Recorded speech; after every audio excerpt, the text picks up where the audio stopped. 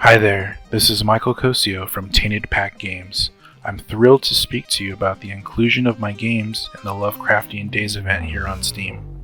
H.P. Lovecraft intrigues me greatly. It is simply astounding how much lore he incorporates into his work.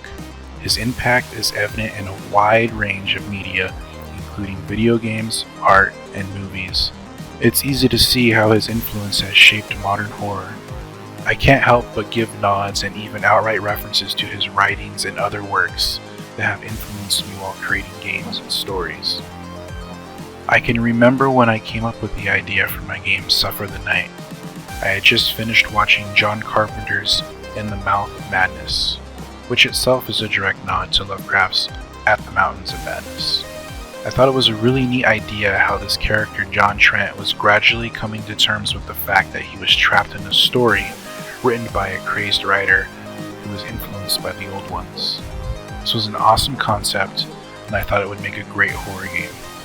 I then set out to write the backstory to Dante Lamento, a mysterious game programmer who finds this esoteric language that takes hold of him and forces him to translate it into a programming language.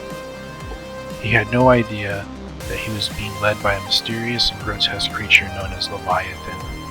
This creature would eventually corrupt and change him into Mr. Tops, a psychotic, bloodthirsty version of himself who was imprisoned in his own game.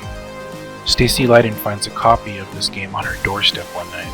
As she plays this game, she gets pulled into this nightmare world where she must escape or meet the same fate as Dante. Terror at Oakhart, my newest game, puts the power of tentacles on full display.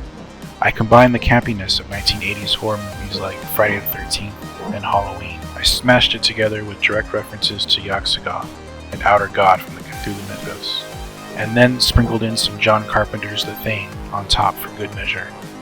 From the over-the-top gory death scenes to the spacey ambient music, this game was just so much fun to make, and was a true love letter to so many things that I grew up with. In my upcoming game, Massacre at the Mirage, the players will get the chance to swap perspectives from a whole cast of characters that are ripe for murder. The Mirage itself is a dilapidated movie theater. Throughout the Mirage, players can find poster art all over the walls that are direct references to Cthulhu and Lovecraft and other media inspired by H.P. Lovecraft. Throughout the game, the player will be stalked by Manny the Mime, a crazed killer who is set loose on Halloween night. But perhaps Manny is something more than a man. Maybe he's something supernatural. We'll have to wait till the full release to find out. Thank you so much for taking the time to check out my showcase video for the Lovecraftian Days event here on Steam. I sincerely hope you check out my games and other games that are a part of this amazing event.